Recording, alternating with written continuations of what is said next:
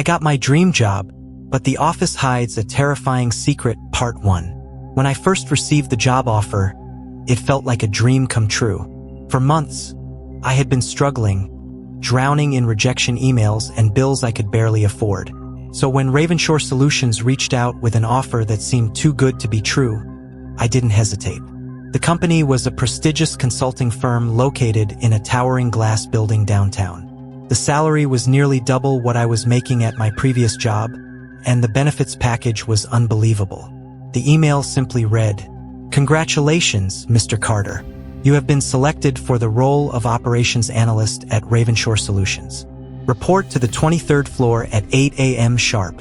We look forward to welcoming you." Something about it felt sterile, unnaturally formal, but I brushed it off. A job was a job, and in this economy, I wasn't about to turn down a golden opportunity. The office that felt wrong. The morning of my first day, I arrived 10 minutes early. The building loomed above me, its mirrored windows reflecting the dull, overcast sky. Inside, the lobby was vast and eerily silent, save for the soft hum of fluorescent lights. The receptionist barely acknowledged me, her face devoid of any warmth. She handed me an ID badge with my name already printed on it and gestured toward the elevator. 23rd floor, she said. As I stepped into the elevator, I noticed something strange. There was no button for the 23rd floor. Instead, the highest number available was 22. I turned to ask the receptionist, but she was already staring at me, her expression unreadable. "Just scan your badge," she murmured. I hesitated but did as instructed. The elevator whirred softly, and without a sound, the doors slid shut. The moment the elevator began ascending, a faint ringing filled my ears. It wasn't coming from the elevator itself, but rather from inside my head. A deep, resonating hum that made my skull ache. And then, as quickly as it started, it stopped. The doors opened to a dark hallway. Where is everyone? Unlike the polished, modern lobby downstairs, the 23rd floor had an almost abandoned feel. The lighting flickered erratically, casting elongated shadows along the walls. The air was stale, carrying a faint metallic scent that I couldn't quite place. Rows of cubicles stretched out before me, yet there was no one there. No chatter, no clacking of keyboards, no ringing phones. Just silence. As I stepped forward, my footsteps echoed unnaturally, as if the walls absorbed the sound and threw it back at me in distorted whispers. I passed by several cubicles, each one meticulously organized, but all completely unoccupied. That's when I noticed something even stranger. The computers were on. Screens glowed dimly, displaying spreadsheets, emails, and task lists, as if people had just been working and left in a hurry. Half-empty coffee cups sat on desks, their contents still steaming. Jackets hung over chairs, untouched. It was as though the entire office had vanished in an instant. The locked door. I continued walking until I found a glass-walled conference room near the far end of the floor. Unlike the other rooms, this one had its blinds drawn shut. A red light glowed above the door handle, locked. As I peered closer, I realized I wasn't alone. A faint shadow shifted behind the blinds. Someone was inside. Relief flooded me. Finally, a sign of life. I knocked gently on the door. No response. I knocked again, harder this time. The shadow stopped moving. A deep, suffocating silence filled the air, as though the entire floor was holding its breath. Then, from behind the blinds, a single bloodshot eye peered out at me. The whisper. A chill ran down my spine. The eye was wide, unblinking, almost unnatural. Then, from the other side of the glass, a voice, dry and rasping, whispered, "You shouldn't be here." Before I could react, the lights overhead flickered violently, plunging the office into momentary darkness. I stumbled back, heart hammering in my chest. When the lights snapped back on, the shadow behind the blinds was gone. The conference room was empty, and yet I could still feel eyes watching me. A message from nowhere. I bolted back toward the elevator, my instincts screaming at me to leave. But just as I reached for my ID badge to scan out, my phone buzzed in my pocket. A new email notification. Sender, unknown. Subject, leave before it sees you. I felt my blood turn to ice. A sound behind me made me freeze. The soft shuffle of bare feet against the carpet. I turned my head slightly, my pulse hammering in my throat. From the corner of my eye, I saw it. A figure standing at the end of the hallway. Tall, motionless, its face blurred, as if reality itself refused to acknowledge its existence. And then, it started walking toward me, the elevator that shouldn't exist. Panicked, I slammed my ID badge against the scanner. The elevator dinged, the doors sliding open just in time. I threw myself inside, jamming the button for the lobby over and over. The figure reached the elevator doors just as they began to close. I saw its hand, fingers too long, too thin, curling unnaturally against the frame. The moment the doors shut, the same low ringing filled my ears, so loud it felt like my skull was about to split open. And then the elevator plummeted. Not down, but up. The numbers on the panel flickered, rising past 23, past 24, past 30. I had no idea how many floors this building actually had. But I was about to find out, and I wasn't sure I'd survive it. I got my dream job, but the office hides a terrifying secret. Part 2.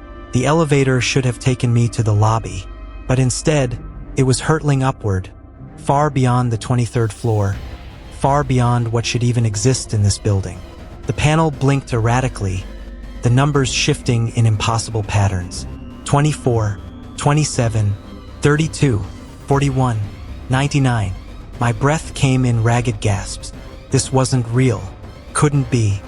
The walls of the elevator shook violently, groaning under some unseen pressure. A deep, unnatural humming filled the air, vibrating in my bones. The sensation was overwhelming, like something ancient and immense was watching me.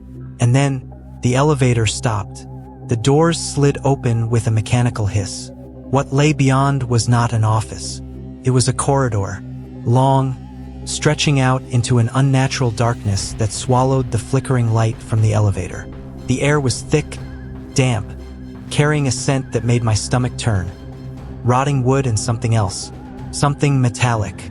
I turned back to the elevator, my pulse hammering. But the doors didn't close. They stayed open as if inviting me forward.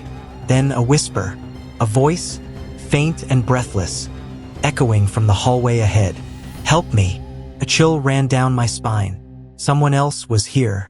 I swallowed hard, torn between the instinct to run and the gnawing, sick curiosity that pushed me forward. And then, the elevator doors shut behind me. A low chime echoed through the air. The elevator was gone. I was trapped. The endless hallway. I turned, my breath shuddering in my chest. The corridor stretched on, the walls lined with faded, peeling wallpaper. Dim sconces flickered at uneven intervals, barely illuminating the path ahead. I stepped forward cautiously. My own footsteps sounded too loud, swallowed by the thick air. The further I walked, the more wrong everything felt. The walls curved unnaturally, bending at angles that defied logic. Some of the doors along the hallway were slightly ajar, revealing darkness too deep to be natural. And the worst part? The whispers were getting louder. Help me. He's coming. Turn back. My stomach twisted. The voices were layered, as if multiple people were speaking at once. Some sounded distorted, stretched beyond human limits. But one voice cut through them all. A child's voice, soft, fragile, terrified. Please, don't let him find me. The room with the typewriter. I reached a door at the end of the hall, slightly ajar. A faint glow pulsed from within. My fingers trembled as I pushed it open. Inside was a small office, unlike anything I'd seen before. A wooden desk stood in the center, an old-fashioned typewriter resting atop it. The air smelled of dust and ink. The moment I stepped inside, the door slammed shut behind me. The typewriter clicked. Once, twice. Then, on its own, it began typing. Letter by letter, words formed on the paper. I stepped closer, my heart in my throat. The message read, "You don't belong here." The typewriter paused, then continued. Leave, before he sees you." A slow, creeping terror filled my chest. I turned, reaching for the doorknob, but before I could open it, I heard it. A sound from the hallway. Not footsteps, not breathing, something dragging, slow, heavy, wet. And then the doorknob twisted violently from the other side. I staggered back just as the typewriter clacked again. A single word appeared. "Run." The thing in the hallway. The door burst open, and standing there, hunched in the dim light, was something that should not exist. It was tall, too tall. Its limbs were elongated, its skin a sickly, translucent gray. But its face, I wish I had never seen it. There were no eyes, no nose, only a wide, gaping mouth stretched unnaturally across its skull. And inside that mouth were teeth that never ended, rows and rows, spiraling down into blackness. I couldn't move, couldn't breathe. Then it spoke, a sound that wasn't a voice, but a wet, grinding groan that filled my skull with unbearable static. And then it lunged. I barely had time to react. I turned, slamming the door shut, my hands trembling as I locked it. The walls shook, the air thickened, the typewriter screeched, keys smashing down with violent force. I turned to see one final message. "It's too late." Something hit the door. Once, twice. Then, with a sickening crack, the door split open, and the last thing I saw before the world went black was the thing's mouth stretching even wider, and it was smiling. I got my dream job, but the office hides a terrifying secret. Part 3. Darkness swallowed me. Not the kind you experience when you close your eyes, nor the dimness of a poorly lit room. This was absolute. A void. For a moment, I thought I was dead. Then I heard it. The whispering. Soft, layered, rising and falling like a distorted radio frequency. It wasn't a voice, it was voices. Hundreds of them. And they were speaking in frantic, hushed tones. I tried to move, but I was frozen, as if something unseen was holding me in place. Then, through the blackness, a single phrase cut through the whispers. A voice. Familiar. "Wake up." The darkness shattered. I gasped, air rushing into my lungs as if I had been drowning. My eyes snapped open, and I found myself somewhere new. The office that shouldn't exist. I was sitting at a desk, but it wasn't mine. The cubicle around me was nearly identical to the ones I had seen on the 23rd floor, except for one thing. Everything was old. The computer monitor was a bulky CRT screen, the keyboard yellowed with age. The walls were covered in dated calendars and faded sticky notes. A landline phone rested beside the monitor, its cord curled like a dead snake. The air was heavy, filled with the scent of dust and something else. Decay. I turned, my pulse hammering. The office stretched out before me, endless rows of cubicles shrouded in dim, flickering light. But something was wrong. The layout wasn't normal. The cubicles twisted at unnatural angles, leading into paths that defied logic. Some desks were stacked on top of each other, defying gravity. Others stretched into the distance as if the hallway had no end. And then I noticed the worst part. There were people sitting at the desks, motionless, silent, but their faces, their heads were bowed, their hands frozen above keyboards that hadn't been used in decades. Their skin was gray, withered like old paper, and when I stepped closer, they all turned at once. Their necks cracked as they snapped toward me. Their eyes were hollow, empty sockets filled with writhing blackness. A chorus of whispers erupted at once. "He is watching. You shouldn't be here. Run." A chair scraped behind me. I turned just in time to see one of them stand. Its mouth stretched open, unnaturally wide, like a ragged wound carved into its face. And it screamed, the shrouded figure. The moment the scream tore through the air, the overhead lights shattered. Glass rained down around me as darkness surged forward like a living thing. I ran.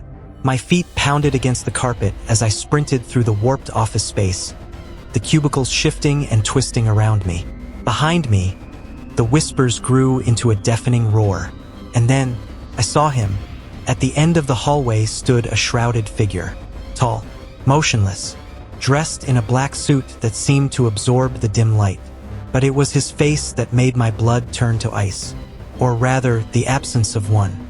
There was no face, no features, just a smooth, pale surface where eyes, a nose, and a mouth should have been. The whispers stopped. The figure lifted a hand. Long, skeletal fingers pointed at me, and suddenly, the office exploded into chaos. The walls melted away, revealing rows of cubicles that stretched into infinity. The faceless office workers began rising from their desks, their bodies convulsing as they reached for me. I stumbled backward, and the floor gave out beneath me. The descent. I was falling, through endless, shifting darkness. The air rushed past me, pulling at my clothes, my skin. My own screams were swallowed by the abyss. Then sudden impact. I hit something hard, my vision exploding into white-hot pain. For a moment, I couldn't breathe. I lay there, gasping, my body aching. When I finally opened my eyes, I realized I was back in the office. But this time, I wasn't alone. The woman in the shadows. A soft click. I turned my head. A woman stood near the far wall, her figure partially shrouded in shadow.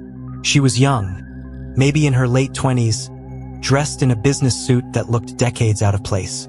Her dark hair was matted, her pale face streaked with something that looked like soot or ash. But it was her eyes that caught me. They were wide, frantic, filled with fear. She lifted a shaking hand to her lips, motioning for silence. Then, in a hoarse whisper, she spoke. "You have to leave. Now." I tried to respond, but my throat was too dry, my mind still struggling to comprehend where I was. She stepped forward, her voice urgent. "Listen to me. You don't belong here. He knows you're here now." I swallowed hard, my voice barely a whisper. "Who is he?" The woman's expression darkened. She glanced over her shoulder, as if afraid to speak his name.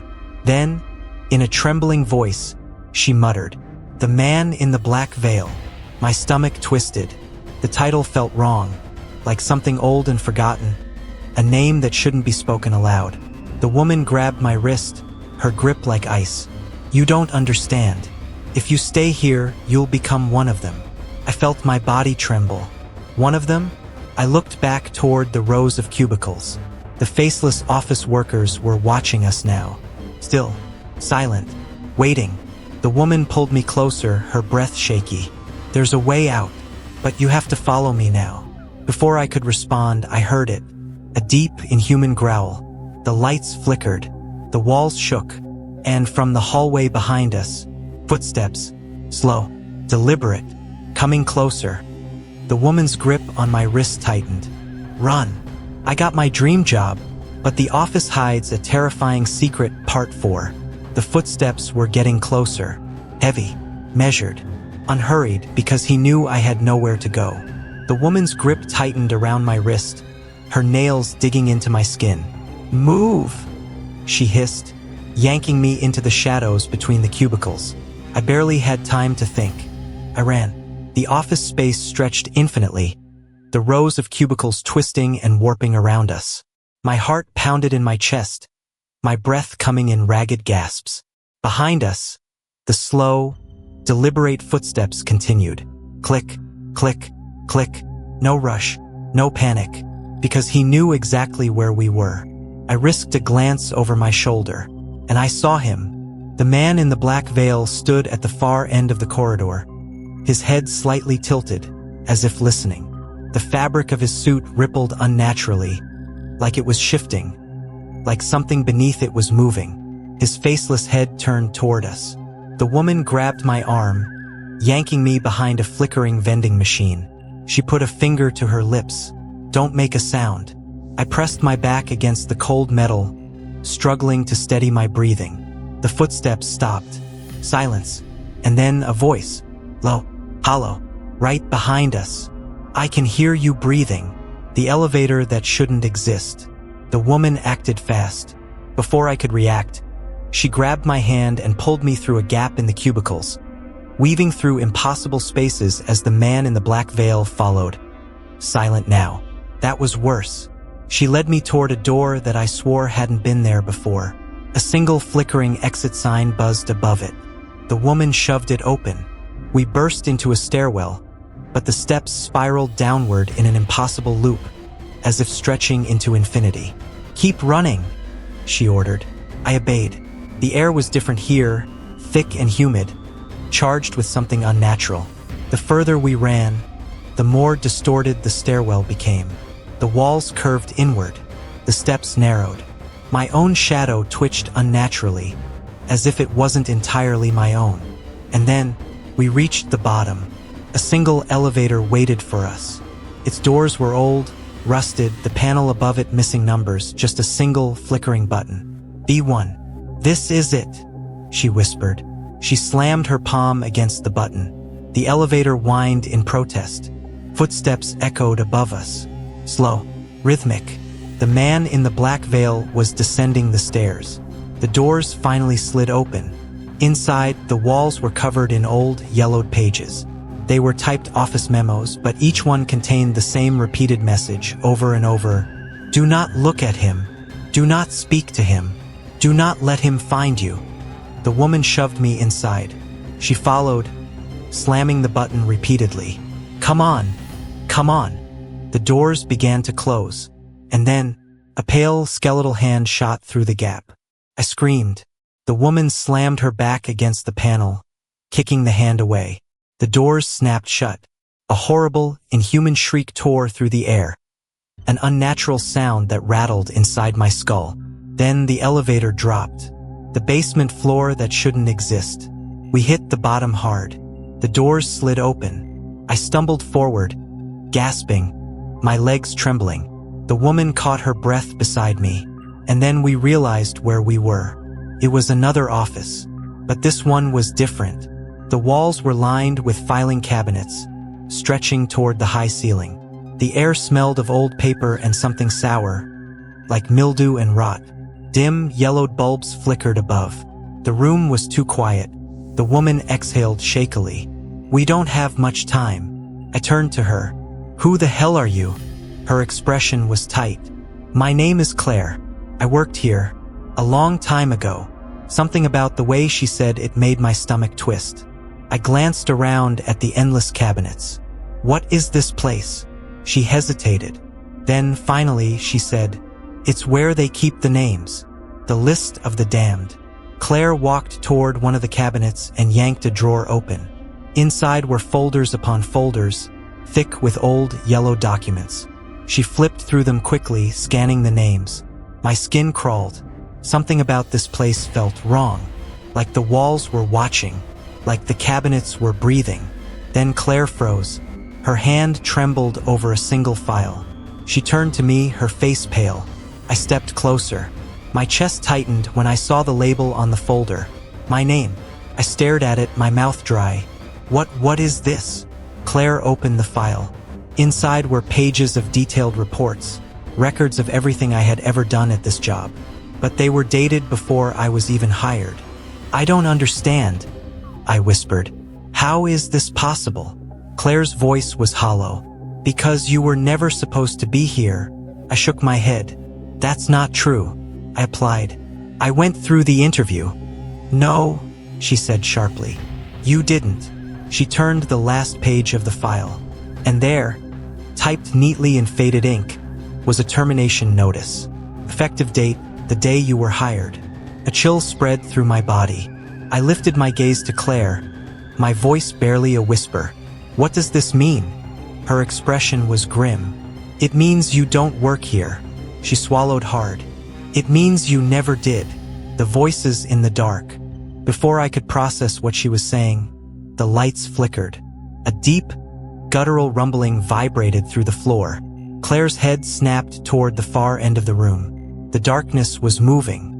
Shadows slithered between the filing cabinets, stretching, reaching. Something was coming. Claire grabbed my wrist. "We have to go. Now." I didn't resist.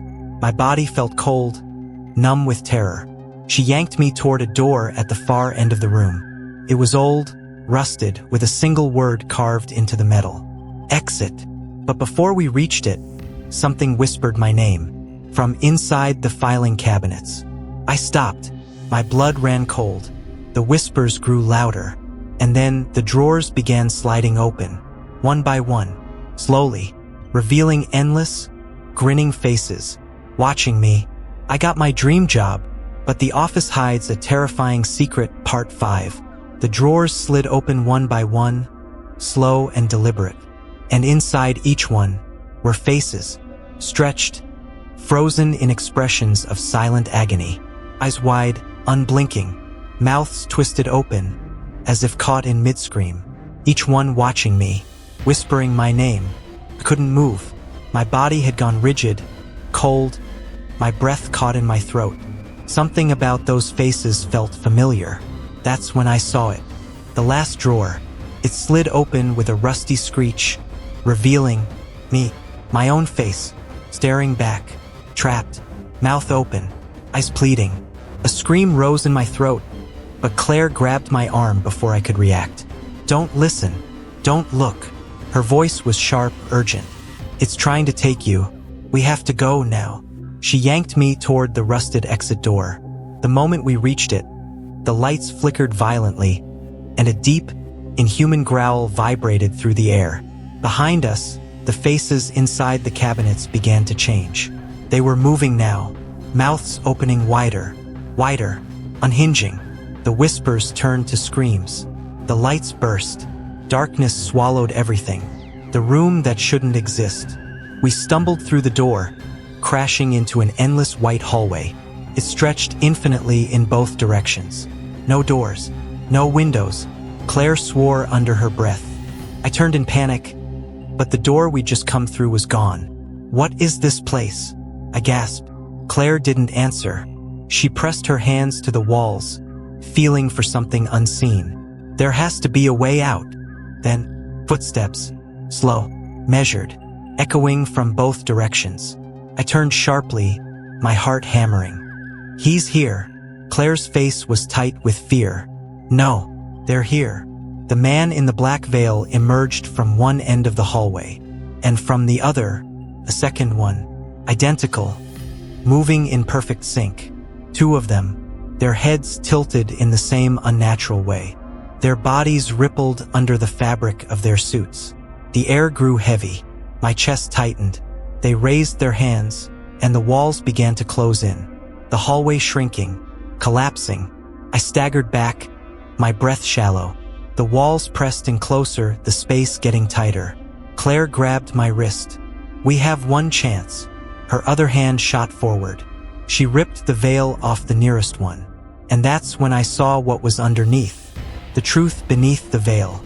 The man in the black veil had no face. Just a void. An endless, gaping nothingness. A black hole that pulled at my mind, my thoughts, dragging me in. It was like looking into something that shouldn't exist. And then, I remembered everything. Memories rushed in at once. I had worked here before.